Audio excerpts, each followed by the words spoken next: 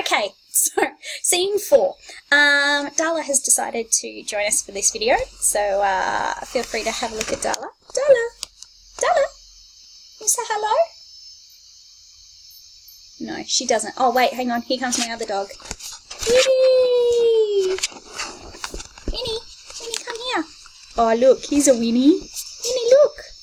Oh, nah, she's busy and wanting to steal food, but I have no food, so I have nothing to offer her.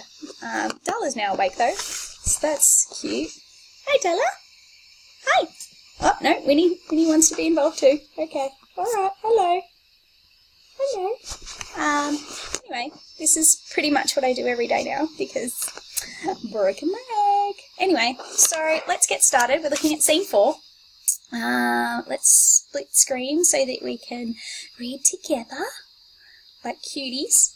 Okay, so scene 4. So this is the morning. Well, this is the morning after the big fight and the Stella bit.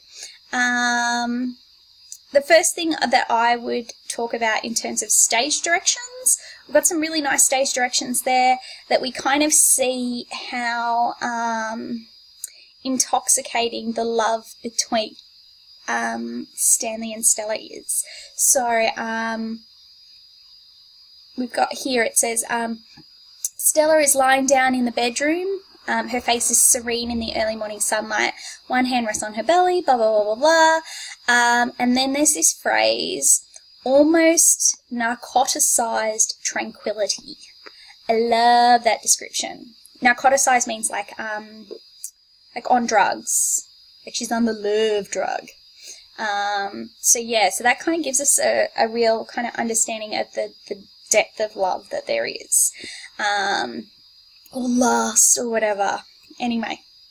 Okay. And then obviously that contrasts really heavily with the Blanche that we meet in this scene, particularly at the start.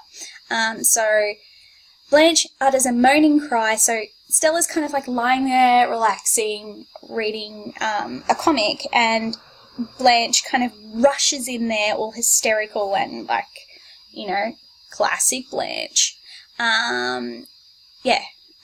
Throws herself down beside Stella in a rush of hysterical tenderness.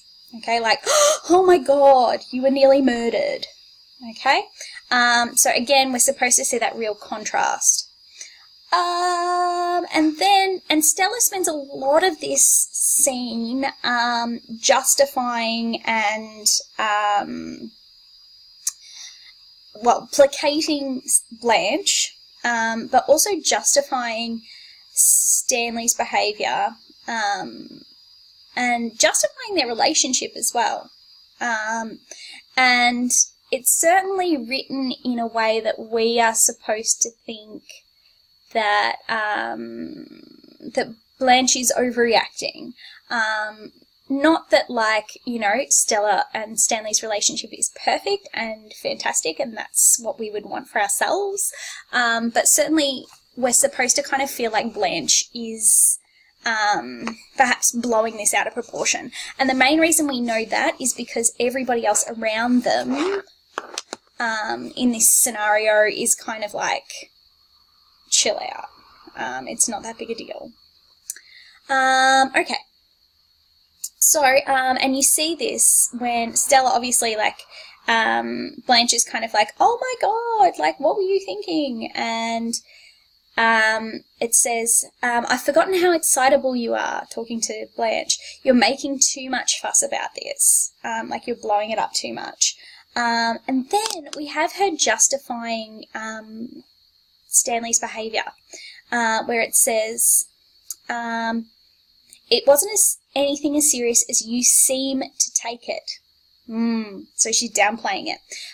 In the first place, when men are drinking and playing poker, anything can happen. It's always a powder keg. Okay, so justifying the negative behaviour. I would say from a feminist perspective reading, this bit would be really interesting. So again, I'd put like a big F so we can come back to it. So yeah, justifying that behaviour. And then you've got the bit where she's kind of like, she's trying to, again, kind of say, well, like, you know, he's not normally that sort of guy, and he's sorry. He was as good as a lamb when I came back, and he's really very, very ashamed of himself. Okay, we don't see any sort of art, like, you know, like we have the crying and stuff, you know, the Stella bit, but like, he doesn't kind of exhibit any behaviour after that moment that shows that he is ashamed of himself, or like is repentant for that kind of behaviour, which would again fall into a really kind of interesting feminist reading. So that would be something I would look at. Over the page, and then she's talking about the smashing of the light bulbs. So like she says, like, oh, when we first got married, like he came back to the house and like he snatched off one of my slippers and ran around the place smashing light bulbs. It seems a bit odd. And it says, she says, and you let him do it. Blanche says, you let him do it. You didn't run. You didn't scream. And she says, Stella says, I was sort of thrilled by it. Again, feminist reading, this would be really interesting. But certainly it kind of romanticizes violence, doesn't it? Like, it kind of says that, like, his kind of more animalistic tendencies of violence and primitive behaviour is kind of sexy. Which, you know, for 21st century feminist, makes me shudder in my boots. But, again, we've got to put our 50s hat on. This is what it is. Okay, but these are certainly messages that we're getting here about sexuality, and there's certainly in Tennessee's text there is a real interconnection between violence and, you know, eroticism and sexuality. Okay, so something to keep in the back of our minds. And then Blanche is talking about this whole scenario very differently from Stella. And so she says to Stella, you're so matter-of-fact about it, blah, blah, blah. Pull yourself together and face the facts. Again, this comes back to Blanche and being very black and white. Blanche and noir. Blanche and noir. Noir is black, isn't it, in French? Noir? I don't know. Look, don't speak French. Whatever. I'm pretty sure, though. I'm going to give myself about like an 85% success rate on that one. So, yeah. Being very like black and white, like these are the facts. What I think is the facts, and then what anything else would be considered is wrong. Okay? And then Stella pulls her up on it. She says, and what are they in your opinion? So she knows that Stella is like this, is very like black and white. Okay? And then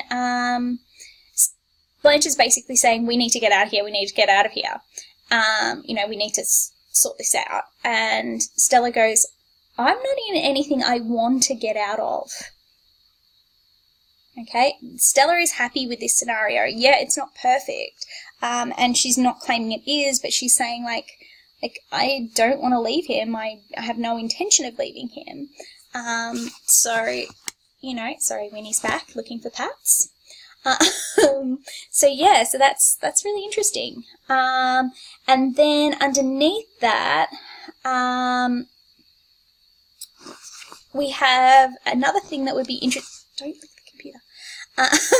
That would be interesting for a feminist reading, where we have like where is it?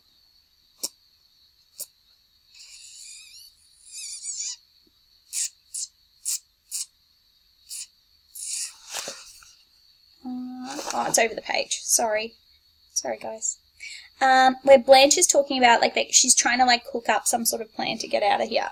And it says, listen to me, I have an idea. Do you remember Shep Huntley? Blah, blah, blah. Of course you remember Shep Huntley, blah, blah, blah. I wore his pin. And she talks about, like, trying to manipulate Shep into, like, saving them.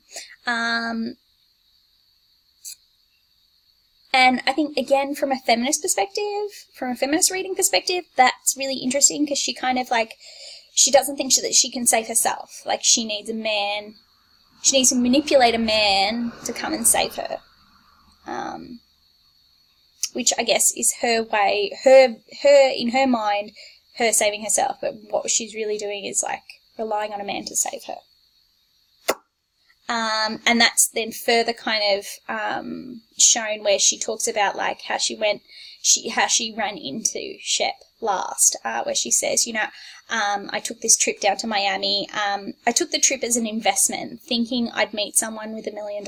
Again, looking for a man to kind of get her out of her problems. Like, she's not able to save herself. And then, obviously, she's saying, oh, he could set us up in a shop. Now, look, Blanche has a lot of talents, but I don't think shopkeeping is one of them, nor, like, doing the books. So that's a real kind of, like, fantastical idea. It's not based in any sort of reality, which is unsurprising because Blanche is Blanche. She doesn't really understand how the world works, which, again, is shown a little bit further down where she's trying to use the phone, where she's like, how do I get Western Union? How do I, operator? And it says, that's a dial phone, honey. Oh, I can't dial. So she's not a worldly woman, is she? She's not a woman of the world. Like, she would like to think that she is, but she's so sheltered from the world. She doesn't understand how it works. She can't fathom complexities of life. She's not a worldly woman. She'd like to think she is, but she's certainly not. Okay? Okay, let's keep going. And then they're talking about money, and certainly we get some 1950s kind of gender roles stuff here, where they're talking about how, like, so Blanche is saying, like, she doesn't have any money, like they don't have any money. You know, look at the contents of my purse. Here's what's in it: 65 measly cents in coin. Okay, like, that's all she's got in the world. Which is like 65 cents might be like $10. Like, our money, like, it's nothing, right? And then, and again, a feminist reading would play well here, where it says, Stella says, Stanley doesn't give me a regular allowance. He likes to pay bills for himself, but this morning he gave me $10 to smooth things over. Okay, so Stella doesn't have any access to money of her own. She only has whatever money her husband gives her access to, which is obviously another form of control. And we know that Stanley likes to be able to control Stella. So, yeah, from a feminist perspective, that would be an interesting little tidbit. Because what we've noticed here with both of them talking about money is that they're talking about how, like, money is the thing that's keeping them trapped, and in this situation. And certainly much more Blanche than Stella. Like, Stella is kind of happy to be trapped, whereas Blanche is not so happy to be trapped. Then we get down a little bit further and they go back to talking about how Stanley behaved. And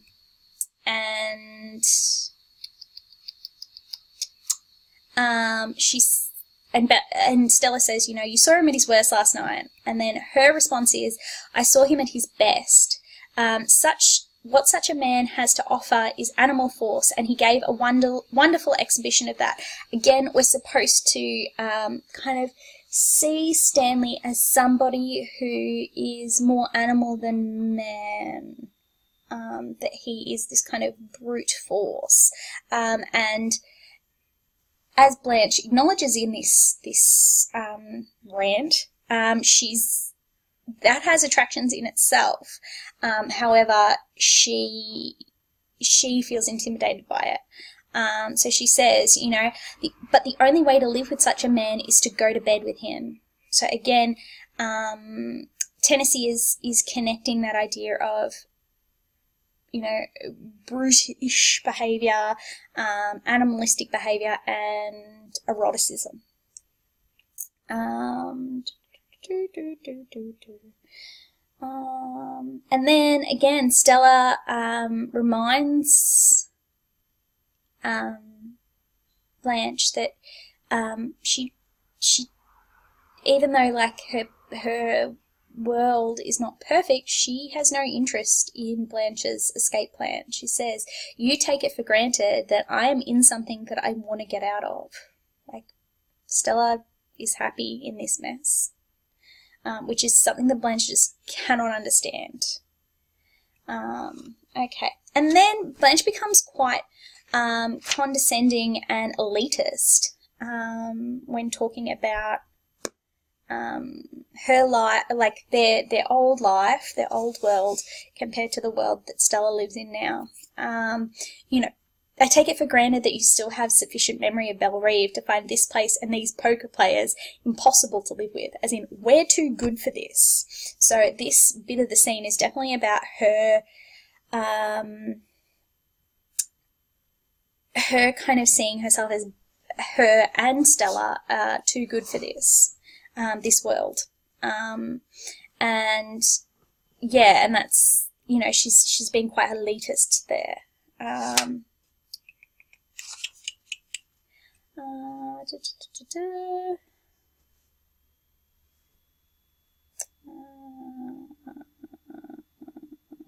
Oh yeah. Then there's this bit that Stella says, which I think is quite interesting, and it says, so she's trying to kind of like explain to Blanche why it is that she's so attracted to Stanley and why she's staying with Stanley, and she says, but there are things that happen between a man and a woman in the dark. That sort of thing, that sort of make everything else seem unimportant. That we see that, like, passion over sex in passion and sex over sense, over common sense. That's kind of Stella, that she values the passion and the sex that they have over any sort of like common sense or like nicety that she's lived with before. And Blanche follows that up with her interpretation of it. What you're talking about is brutal desire, just desire. Okay, so she is like, that's not love. What you guys have is not love. It's just sex. It's just lust. It's not real. And then it says, you know, the name of that rattle-trap streetcar that bangs through the quarter, up and down the narrow street and down another. So Blanche is basically saying this whole city, this is what this whole city is about. It's about lust and passion and animalistic tendencies. It's not about polite society. And then Stella, this is all metaphorical talk now. Haven't you ever ridden on that streetcar? Meaning, like, haven't you ever, like, let yourself get kind of, like, rushed away with desire? And then Blanche says, it brought me here, where I'm not wanted and where I'm ashamed to be. So that's alluding to the affair that she has. Well, we know that she has a rampant amount of affairs with, like, the guys from the army that turn up on her doorstep in Bellerive, and then when she moves to the Flamingo, or as she calls it, the Tarantula, and then finally with the 17-year-old student. So she's talking about that, where she's saying, like, yes, the streetcar named Desire, you know, I rode that when I kind of had my demise in Laurel, and that's what brought me here. Okay. And then Stella kind of then uses that to rebuke her and says, well, don't you think your superior attitude is a bit out of place? Like, how dare you judge me when, like, you've been the same? So, like, don't get on your high horse. And then we get a bit of stage direction that's quite interesting. So, like, as they're about to speak plainly about Stanley, particularly Blanche is about to like really hoe into Stanley. Stanley enters from outside, and that it says, he overhears their following conversation. So throughout this whole conversation, we're supposed to know, as an audience, we're supposed to have that, like, we call it dramatic irony, that we're supposed to know that he hears all of this and knows and will kind of process it and then ultimately take revenge on it. So then she starts her real elitist rant, where she's saying like,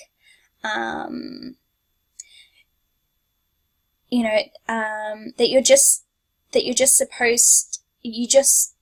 just suppose that any part of a gentleman is in his nature, not one particle, no. Oh, if he was only just ordinary, just plain, but good and wholesome, but no, there is something downright bestial, animalistic, about him. You're hating me say this, aren't you? So we've got this like real elitist kind of discussion where she's like, he is not good enough for you, my love. Okay, and then again, he's acted like an animal, has an animal's habits, eats like one, moves like one, talks like one. There is even something subhuman, not quite to the stage of humanity yet, something ape-like about him. So really kind of hammering home that he is not good enough. He is less than human. He is not up to our kind of expectation of a human being. Really kind of, he's a survivor of the Stone Age. Absolutely slams him. Like, it's pretty harsh. When I say pretty harsh, I mean it's really harsh. It's awful, what she says, about him. And I don't think we're really supposed to kind of like feel like that she says anything that's not true. Like, I think we agree with Blanche in that we kind of go, yeah, he is an animal, but I guess we are promoted to kind of feel empathy for Stella, that she has to hear this, but also I think we're supposed to kind of go, well, so, even if he is, like, that's who he is, like, there's not one way to live, and, different people for different things kind of thing. Like, I don't think we're actually supposed to, like, hate Stanley for being a brute. I know it's really hard for us 21st century minds to kind of, like, not hate Stanley, but certainly Tennessee does not set us up to hate Stanley. He doesn't necessarily want us to hate Stanley. We're supposed to kind of see him as a brute, and he's, what he does at the end is awful, but it's more about power. But let's not fall down that rabbit hole. But I know, Chloe, Alex, stay with me. I know it's really hard not to hate Stanley, but he's not set up for a 1950s audience to really hate him. Not yet. Okay, and then she finishes this whole kind of big rant with don't hang back with the brutes. Okay, referring to, obviously, Stanley and his kind. And then it says, another train passes outside. Now, this train passing thing is a big deal, okay? It's very Tennessee Williams. It's very, like, classic theatre. When you want to indicate that a change is afoot, that something is happening that is going to act as a catalyst for change, then you use a train, okay?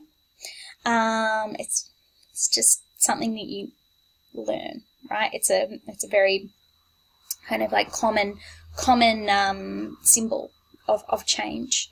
And so we're supposed to go, ooh, okay, so this is a big deal. Things have changed. And why do we know that? Because the dramatic irony has told us that Stanley has heard this. Okay, and we get some stage directions of how Stanley is supposed to take this information. And it's, Stanley hesitates, licking his lips. Suddenly he turns stealthily about and withdraws through the front door. The women are still unaware of his presence. When the train passes, he calls through front door. Okay? Hey, Stella. So he's pretending that he doesn't know. He's pretending he didn't hear that. But he did. We know, the audience knows he heard that. And